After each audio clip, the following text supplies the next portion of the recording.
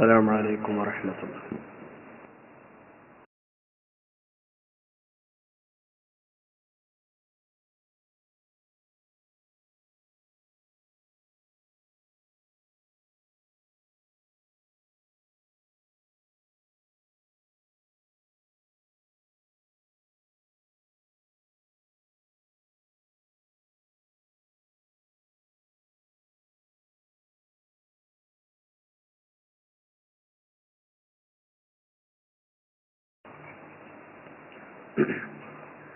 الحمد لله نحمده ونستعينه ونستغفره ونستهديه ونؤمن به ونتوكل عليه ونعوذ بالله من شرور أنفسنا ومن سيئات أعمالنا من يهدي الله فلا مضل له ومن يضلله فلا هادي له وأشهد أن لا إله إلا الله وحده لا شريك له وأشهد أن محمدا عبده ورسوله ورسله بالهدى ودين الحق ليظهره على الدين كله ولو كره المشركون.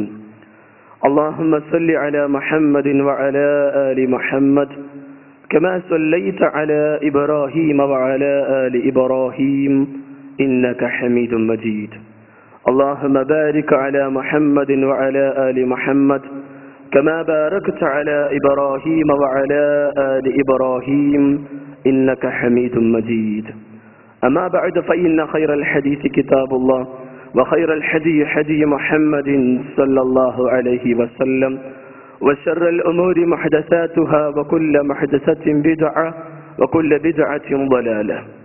أعوذ بالله السميع العليم من الشيطان الرجيم. يا أيها الذين آمنوا اتقوا الله حق تقاته ولا تموتن إلا وأنتم مسلمون. يا أيها الناس اتقوا ربكم الذي خلقكم من نفس واحدة وخلق منها زوجها وبث منهما رجالا كثيرا ونساء واتقوا الله الذي تساءلون به والأرحام إن الله كان عليكم رقيبا. يا أيها الذين آمنوا اتقوا الله وقولوا قولا سديدا يصلح لكم أعمالكم ويغفر لكم ذنوبكم ومن يطع الله ورسوله فقد فاز فوزا عظيما. بسم الله الرحمن الرحيم. فخلف من بعدهم خلف أضاعوا الصلاة واتبعوا الشهوات فسوف يلقون غيا إلا من تاب وآمن وعمل صالحا فأولئك يدخلون الجنة ولا يظلمون شيئا. സ്നേഹാദരണീയരായ സത്യവിശ്വാസികൾ, അള്ളാഹുവിൻ്റെ കൽപ്പനകളും നിർദ്ദേശങ്ങളും അനുസരിച്ച് ജീവിതം ചിട്ടപ്പെടുത്തണമേ എന്ന് ആമുഖമായി നിർത്തുകയാണ്. തഖ്വ കൊണ്ട് അർഹിക്കുന്ന ഭാഷയിൽ വസിയ്യത്ത് ചെയ്യുകയാണ്. അള്ളാഹു അനുഗ്രഹിക്കുമാറാകട്ടെ. നൂറ്റാണ്ടുകൾക്ക് മുമ്പ് മുഹമ്മദ് മുസ്തഫ സല്ലല്ലാഹു അലൈഹി വസല്ലമയുടെ സദസ്സ്, പ്രവാചകന്റെ ചുറ്റും കൂടി നിന്ന എല്ലാ അനുചരന്മാരുടെയും കണ്ണുകൾ ബിലാൽ റളിയല്ലാഹു അൻഹുവിനെ മാത്രം ശ്രദ്ധിക്കുന്ന സമയം, പ്രതീക്ഷാ നിർഭരമായ കണ്ണും കാതും കൽബും ബിലാലിനെ മാത്രം ശ്രദ്ധിക്കുന്ന സമയത്ത് ബിലാൽ റളിയല്ലാഹു അൻഹുവിന്റെ അധരങ്ങളിൽ നിന്നും പടച്ചതമ്പുരാനെ മഹത്വപ്പെടുത്തിക്കൊണ്ടുള്ള ബാങ്കിന്റെ ശബ്ദം പുറത്തു വരികയാണ്. അല്ലാഹു അക്ബർ, അല്ലാഹു അക്ബർ. മുഹമ്മദ് മുസ്തഫ സല്ലല്ലാഹു അലൈഹി വസല്ലമ അടക്കമുള്ള സഹാബിവര്യന്മാരുടെ ഹൃദയങ്ങൾ സന്തോഷപുളകിതമാകുകയും ചില സഹാബിവര്യന്മാരുടെ കണ്ണുകൾ ഈറനടിയുകയും ചെയ്യുകയാണ്. കാരണം ഇസ്ലാമിക ചരിത്രത്തിലെ ആദ്യത്തെ ബാങ്ക്, അത് കേൾക്കാൻ, അതിന് സാക്ഷ്യം വഹിക്കാൻ കഴിഞ്ഞല്ലോ എന്നുള്ള ആ മഹത്തായ അനുഗ്രഹത്തിന് സാക്ഷ്യം വഹിക്കാൻ ലഭിച്ചതിൻ്റെ ആ ഒരു പടച്ചതമ്പുരാനോടുള്ള നന്ദി, എല്ലാ അർത്ഥത്തിലും ആ ബാങ്ക് അള്ളാഹുവിൻ്റെ ഏകത്വത്തെ വിളിച്ചോതുകയും പ്രവാചകന്റെ റിസാലത്തിനെ സ്ഥാപിക്കുകയും നമസ്കാരമെന്ന വിജയത്തിന്റെ മാർഗത്തിലേക്കുള്ള ക്ഷണവും അതോടൊപ്പം തന്നെ ലാ ഇലാഹ ഇല്ലല്ലാഹ് എന്നുള്ള പ്രഖ്യാപനത്തോടുകൂടെ ബാങ്ക് അദ്ദേഹം അവസാനിപ്പിച്ചപ്പോൾ മുഹമ്മദ് മുസ്തഫ സല്ലല്ലാഹു അലൈഹി വസല്ലമയുടെ പിന്നിൽ അണിയണിയായി നിന്നുകൊണ്ട് സഹാബി വര്യന്മാർ ജമാഅത്തായി നമസ്കരിച്ചു. ഇസ്ലാമിക ചരിത്രത്തിൽ ഒരിക്കലും മറക്കാനാവാത്ത ഒരു ചരിത്ര സംഭവമാണിത്. വർഷങ്ങൾ കഴിഞ്ഞു. ഉമർ റളിയല്ലാഹു അൻഹുവിന്റെ ഭരണകാലം. അദ്ദേഹത്തിന്റെ നിർബന്ധത്തിന് വഴങ്ങി, വിശ്വാസികളുടെ നിർബന്ധത്തിന് വഴങ്ങി വർഷങ്ങൾക്ക് ശേഷം ബിലാൽ റളിയല്ലാഹു അൻഹു ബാങ്ക് പിന്നെയും കൊടുക്കുകയാണ്. അല്ലാഹു അക്ബർ അല്ലാഹു അക്ബർ അശ്ഹദു അല്ലാ ഇലാഹ ഇല്ലല്ലാഹ്. അത് കഴിഞ്ഞു അശ്ഹദു അന്ന മുഹമ്മദൻ എന്ന് പറഞ്ഞ് അത് മുഴുമിപ്പിക്കാൻ കഴിയാതെ ഒരു കൊച്ചുകുട്ടിയെ പോലെ തേങ്ങി വിതുമ്പുകയായിരുന്നു ബിലാൽ റളിയല്ലാഹു അൻഹു. അത് കേട്ടുനിന്ന ഇസ്ലാമിക ലോകത്തെ രണ്ടാം ഖലീഫ ഉമർ ഇബ്നുൽ ഖത്താബ് റളിയല്ലാഹു അൻഹുവിന്റെ അടക്കമുള്ള കണ്ണുകൾ ഈറനണിയുകയാണ്. വർഷങ്ങൾക്ക് മുമ്പ് ഇസ്ലാമിക ലോകത്ത് ആ ആദ്യ ബാങ്കിന് സാക്ഷ്യം വഹിച്ചപ്പോഴുള്ള ആ ചിത്രം, ആ സംഭവം അവരുടെ മനസ്സിൽ ഓർമ്മ വരുന്നു. അന്ന് ആ ബാങ്കിന് ശേഷം ഞങ്ങളുടെ പ്രവാചകന്റെ പിന്നിൽ അണിയണിയായി നിന്ന് നമസ്കരിച്ചു. ഇന്ന് ആ പ്രവാചകൻ ഞങ്ങളുടെ കൂടെ ജീവിച്ചിരിപ്പില്ല. അന്ന് സന്തോഷം കൊണ്ട് തങ്ങളുടെ കണ്ണുകൾ നിറഞ്ഞിരുന്നു. എന്നാൽ ഇന്ന് പ്രവാചകന്റെ മരണം, കഴിഞ്ഞുപോയ ആ ചരിത്ര സംഭവം അതോർക്കുമ്പോ സഹാബി വര്യന്മാരുടെ കണ്ണുകൾ നിറഞ്ഞു വേദന കൊണ്ട്.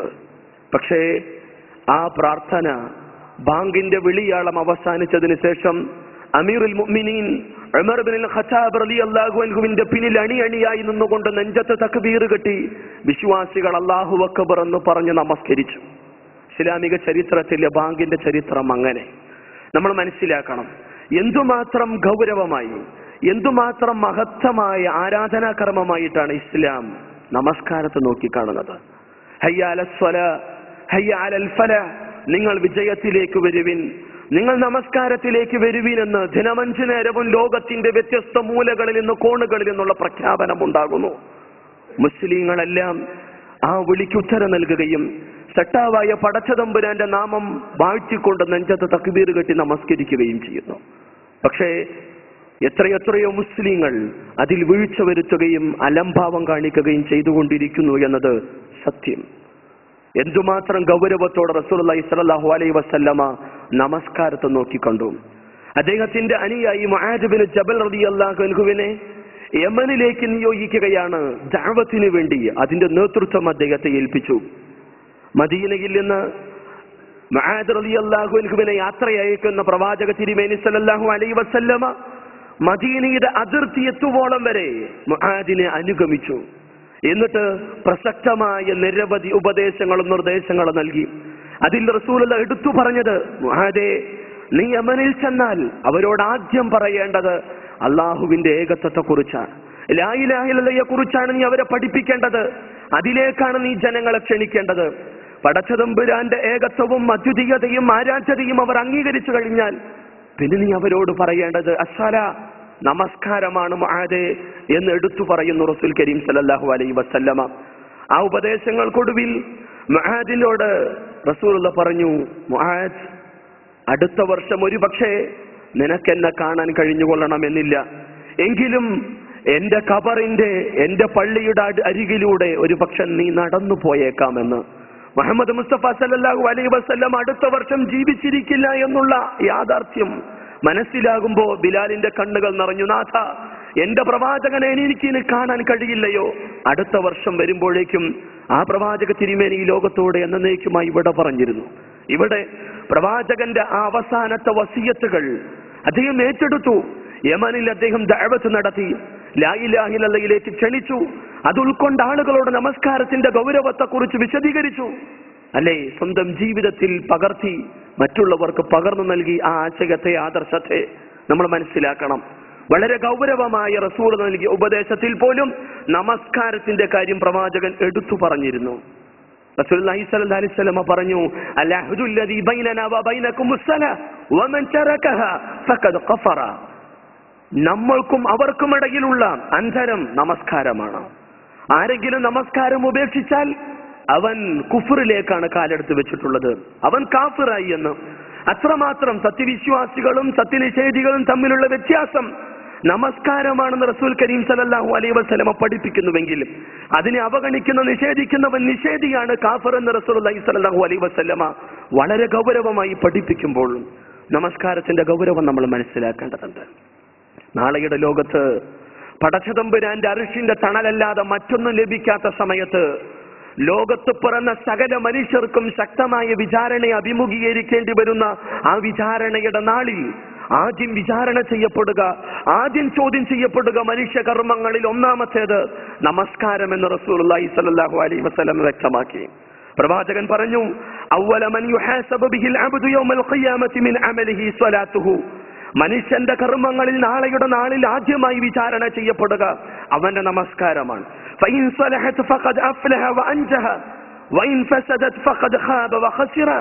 ആരെങ്കിലും അത് നന്നാക്കിയാൽ, അതിനോട് നീതി പുലർത്തിയാൽ അവൻ വിജയം പ്രാപിച്ചു, അവൻ മോക്ഷം നേടി. അതേസമയം ആരെങ്കിലും അത് പാഴാക്കിയാൽ, അതിലാരെങ്കിലും കുഴപ്പമുണ്ടാക്കിയാൽ അവൻ നഷ്ടക്കാരനാണെന്ന് റസൂലുള്ളാഹി സ്വല്ലല്ലാഹു അലൈഹി വസല്ലമ ഗൗരവത്തോടെ ലോകത്തെ പഠിപ്പിച്ചു. അതുകൊണ്ട് യഥാർത്ഥ വിശ്വാസികൾ നമസ്കാരത്തെ പാഴാക്കില്ല.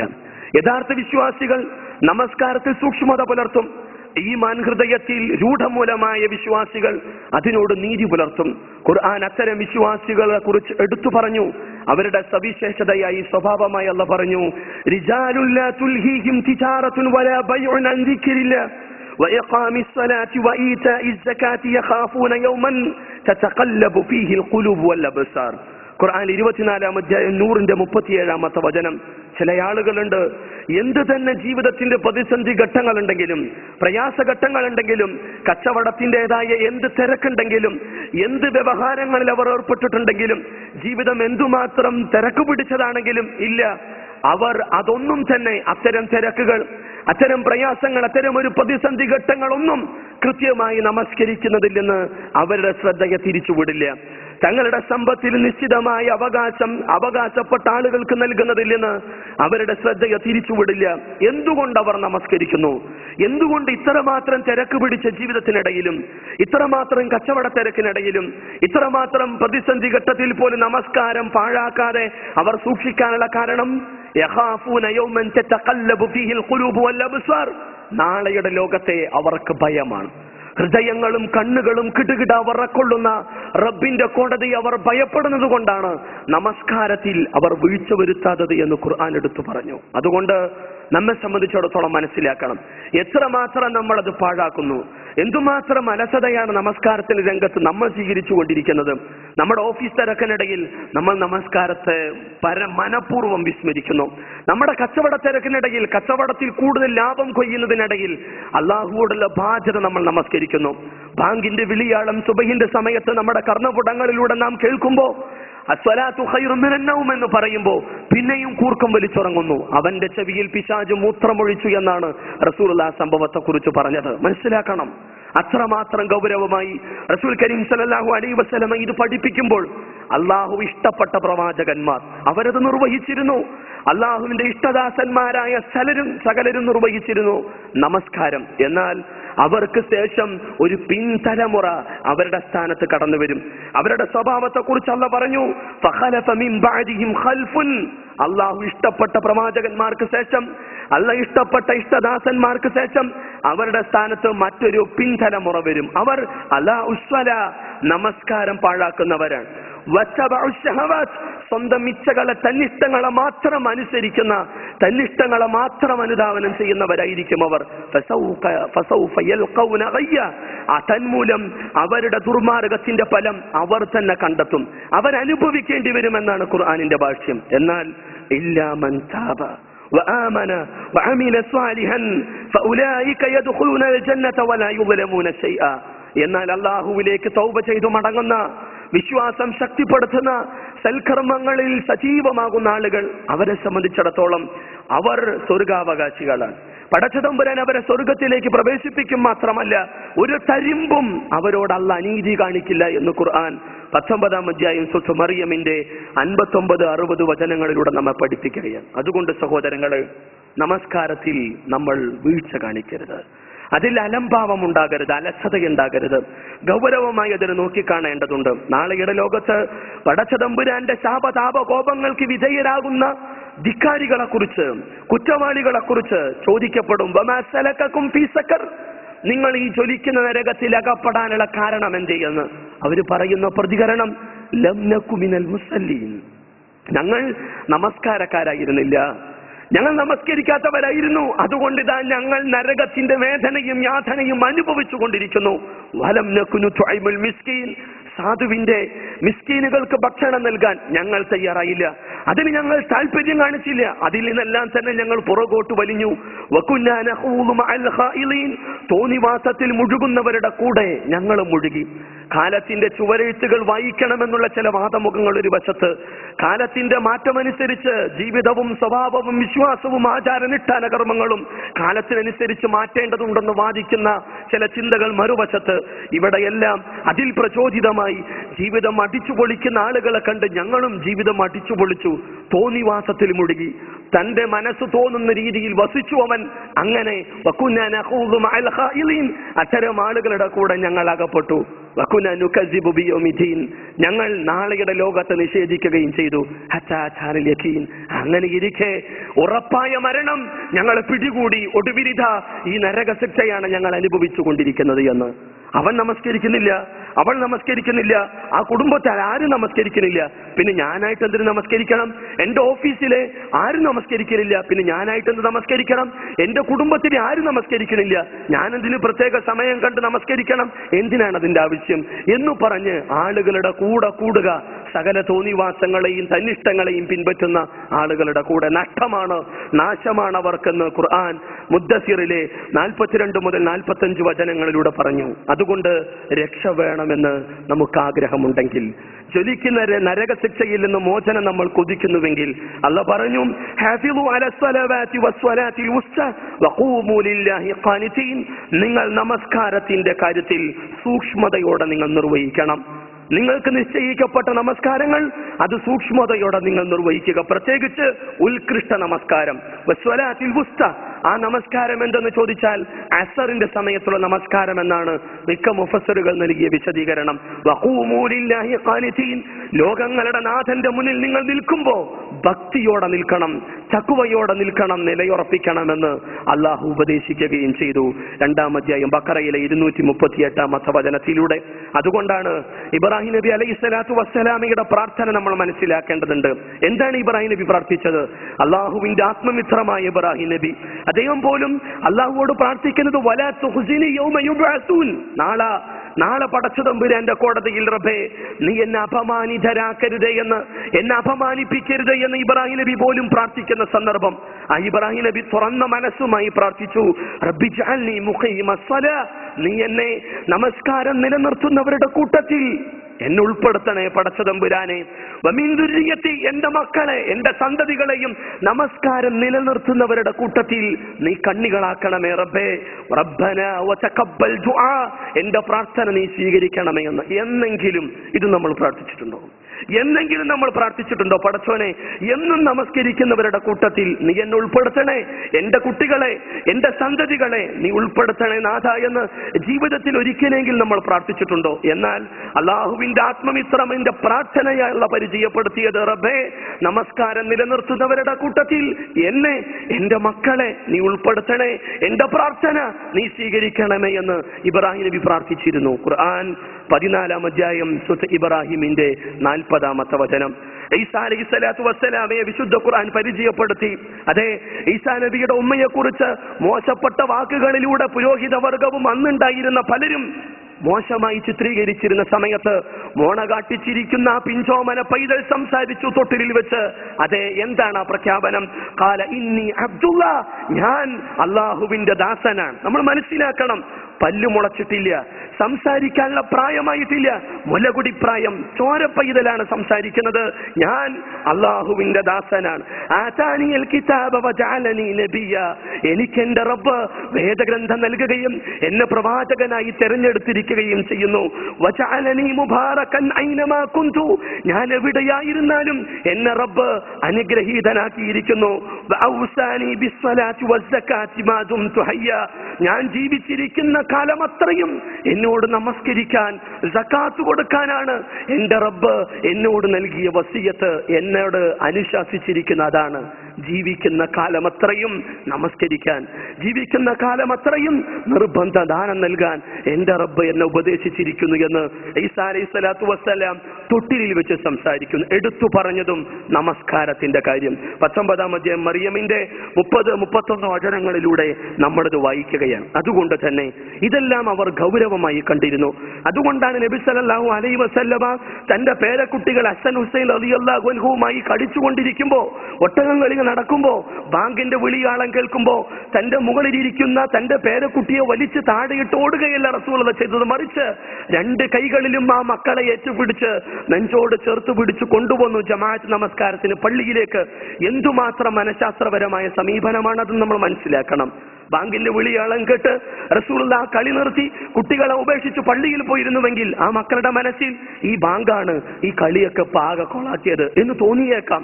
അങ്ങനെ ഒരു തോന്നൽ പോലും ആ മക്കളുടെ മനസ്സിൽ ജന്മം കൊള്ളാതിരിക്കാൻ വേണ്ടി റസൂലുള്ളാഹി ബാങ്ക് വിളി കേട്ടാൽ എന്ത് കളിയുണ്ടെങ്കിലും നിർത്തി പള്ളിയിലേക്ക് വരണം, ജമാഅത്ത് നമസ്കാരത്തിന് എത്തണമെന്ന് വളർന്നുകൊണ്ടിരിക്കുന്ന ആ മക്കളുടെ മനസ്സിൽ ഈ ആശയത്തെ സന്നിവേശിപ്പിക്കാൻ ആ പ്രവാചക തിരുമേനിക്ക്, ആ വല്ലുപ്പാക്ക് കഴിഞ്ഞിരുന്നു എന്ന് ഇസ്ലാമിക ചരിത്രം നമുക്ക് പഠിപ്പിക്കുന്നു. അങ്ങനെ വളർത്തിയെടുത്തു തന്റെ പേരക്കുട്ടികളെ, തന്റെ കുടുംബത്തെ, തന്റെ സമൂഹത്തെ.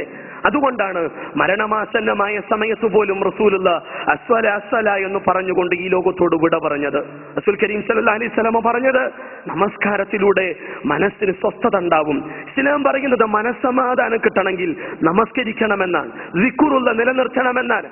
ബിലാൽ റളിയല്ലാഹു അൻഹുവിനെ വിളിച്ചുകൊണ്ട് റസൂലുള്ളാഹി പറഞ്ഞു, യാ ബിലാൽ, അല്ലയോ ബിലാലെ, അരിഹ്നാ ബിസ്സലാ, നമസ്കാരത്തിലൂടെ നമുക്ക് ആശ്വാസം പകർന്നാലുമെന്ന് ബിലാലിനോട് നബി പറഞ്ഞിരുന്നു എന്ന് അല്ലാഹു പറഞ്ഞു.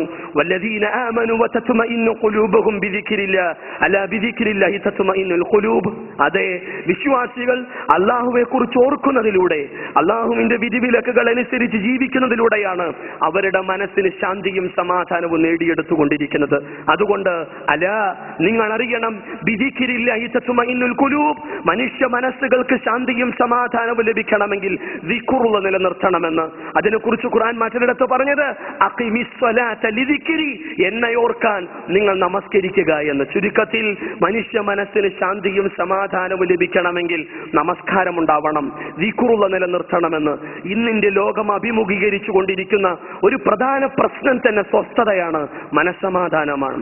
ഇന്നലകളിൽ നിന്നും നിരവധി നേട്ടങ്ങളും പുരോഗതിയുടെ പടവുകളും താണ്ടി കുതിച്ചുകൊണ്ടിരിക്കുന്ന ഇന്നിന്റെ സമൂഹം, ശാസ്ത്ര സാങ്കേതിക രംഗത്ത് അതികായകന്മാർ എന്നുള്ള എല്ലാ രീതിയിലും അഹങ്കരിക്കുന്നവർക്ക് നഷ്ടപ്പെട്ടുകൊണ്ടിരിക്കുന്നതും സ്വസ്ഥതയാണ്, മനസ്സമാധാനമാണ്.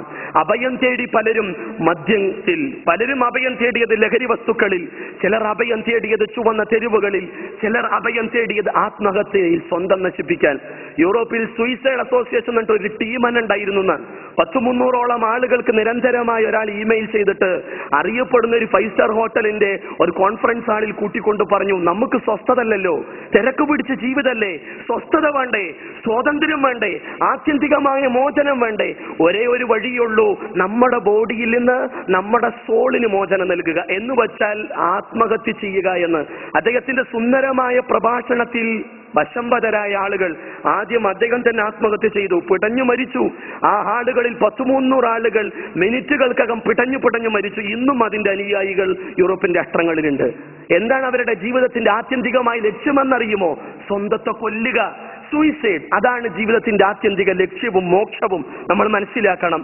ശ്രീ രവിശങ്കർമാരുടെ ജീവനകലയിൽ സ്വസ്ഥതയും സുദർശന ക്രിയയിലൂടെ ശാന്തിയും സമാധാനവും നേടിയെടുക്കാൻ കഴിയുമെന്നുള്ള വിദ്യാധാരണ വെച്ചു പുലർത്തുന്നവർ ഒരു വശത്ത്, മനുഷ്യ ദൈവങ്ങൾ ആലിംഗനം ചെയ്യുന്നതിലൂടെ ശാന്തിയും സമാധാനവും നേടിയെടുക്കാൻ കഴിയുമെന്നുള്ള വികലധാരണ വെച്ചു പുലർത്തുന്നവർ മറ്റൊരു വശത്ത്, ധ്യാന കേന്ദ്രങ്ങളിലും ശവകുടീരാരാധനകൾ നിർവഹിക്കുക വഴി സ്വസ്ഥത നേടിയെടുക്കാൻ കഴിയുമെന്നുള്ള അന്ധമായ വിശ്വാസങ്ങൾ വെച്ചു പുലർത്തുന്നവർ മറ്റൊരു വശത്ത്. ഇവിടെ ഖുർആനിന് പറയാനുള്ളത് അലാ ബിദിക്രില്ലാഹി തത്മഇന്നുൽ ഖുലൂബ്, സ്വസ്ഥതയും സമാധാനവും വേണമോ? ലഭിക്കില്ല അവിടെ.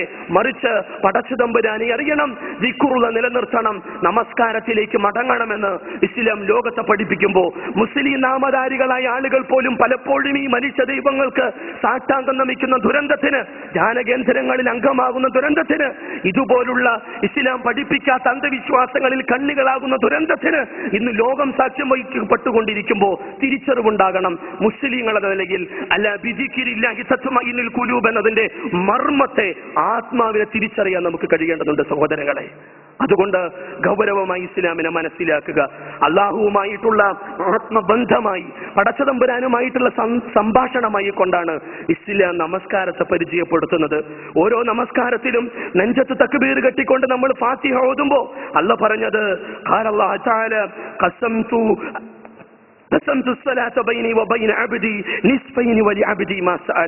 എന്റെയും എന്റെ ദാസന്റെയും ഇടയിൽ ഇത് ഞാൻ ഈ നമസ്കാരത്തെ ഭാഗിച്ചിരിക്കുന്നു.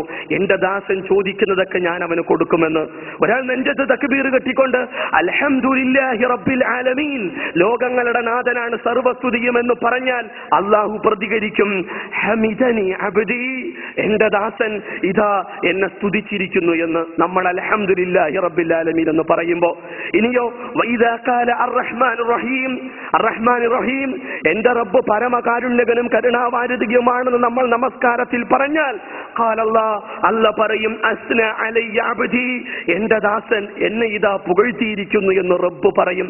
ഇനിയോ മാലികി യൗമിദ്ദീൻ എന്ന അടിമ പറയുമ്പോ അല്ല പറയും മജ്ജദനി അബ്ദി, എന്റെ നാഥൻ എന്നെ ഇതാ ബഹുമാനിച്ചിരിക്കുന്നു എന്ന് റബ്ബുൽ ഇസ്സത്ത് പ്രതികരിക്കും.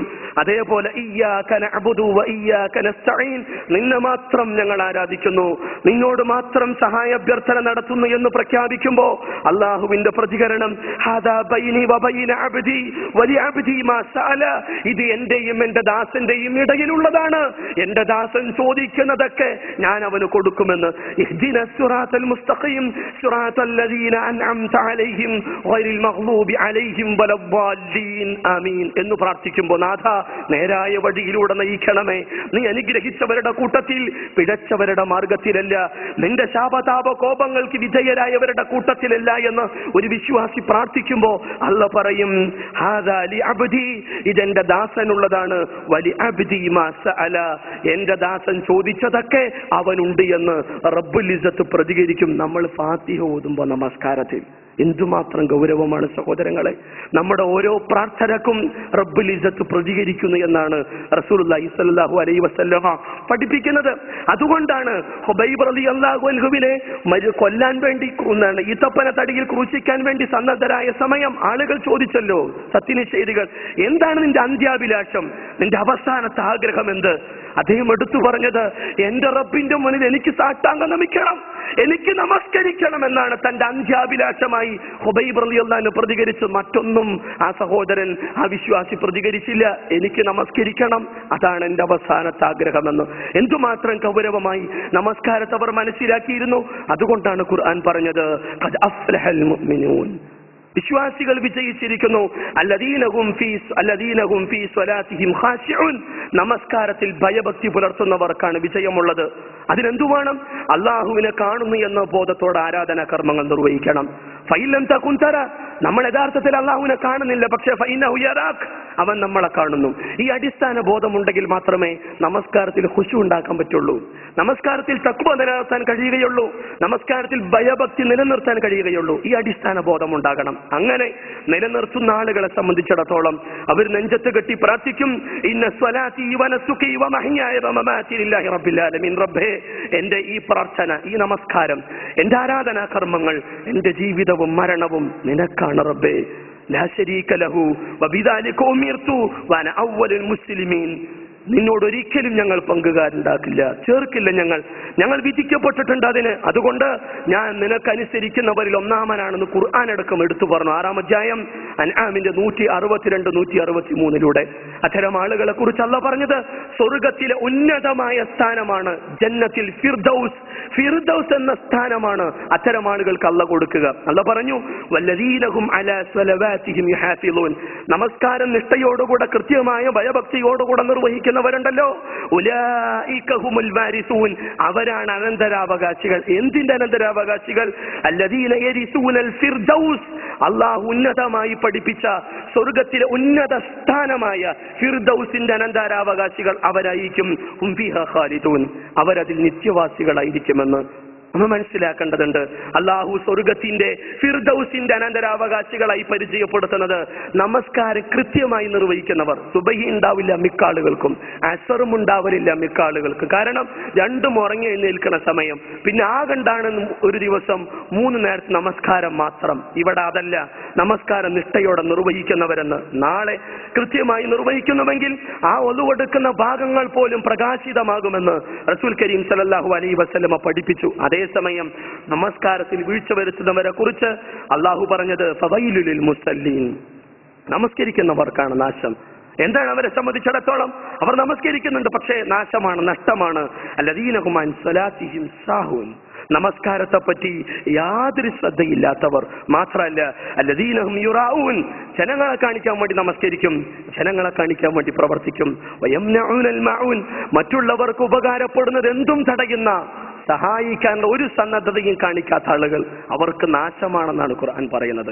അങ്ങനെ നമസ്കരിച്ചിട്ട് കാര്യമില്ലെന്ന്. അതുകൊണ്ട് നമസ്കാരം കൊണ്ട് കുറെ ഗുണങ്ങൾ ഉണ്ടാവണം. നമസ്കാരം നമ്മളെ മാറ്റുമെന്നാണ് ഖുർആൻ പറഞ്ഞത്. ഇന്ന സ്വലാത്ത തൻഹാ അനിൽ ഫഹ്ശാഇ വൽ മുൻകർ, സകല നീചകൃത്യങ്ങളെയും ദുഷ്കർമ്മങ്ങളിൽ നിന്നെല്ലാം തന്നെ അകന്നു നിൽക്കാൻ നമസ്കാരം സഹായകമാകും. വലദിക്റുല്ലാഹി അക്ബർ, അല്ലാഹുവെ കുറിച്ചുള്ള സ്മരണയാണ് ഏറ്റവും ഉന്നതം, മഹത്തരം. അതുകൊണ്ട് വല്ലാഹു യഅലമു മാ തസ്നഊൻ, നിങ്ങൾ പ്രവർത്തിക്കുന്നതിനെ കുറിച്ച് പടച്ചതമ്പുരാൻ അറിഞ്ഞുകൊണ്ടിരിക്കുന്നുണ്ട്. നമസ്കാരം വഴി മാറ്റമുണ്ടാകുമെന്ന് ഖുർആൻ പറയുമ്പോൾ നമ്മുടെ നമസ്കാരം വഴി എനിക്കും നമുക്കും നമ്മുടെ ജീവിതത്തിൽ മാറ്റം ഉണ്ടായിട്ടുണ്ടോ? എങ്കിൽ നമസ്കാരം ഉപകാരപ്പെട്ടു, എങ്കിൽ ജന്നത്തിൽ ഫിർദൗസ് അതിന്റെ അവകാശികളാകാം.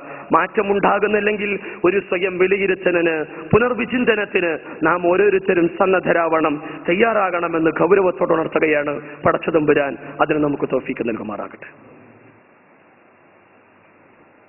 അൽഹംദുലില്ലാഹ്, സ്വലാത്തു വസ്സലാമു അലാ അഷ്റഫിൽ മുർസലീൻ വഅലാ ആലിഹി വസഹ്ബിഹി അജ്മഈൻ. അമ്മാ ബഅദ്.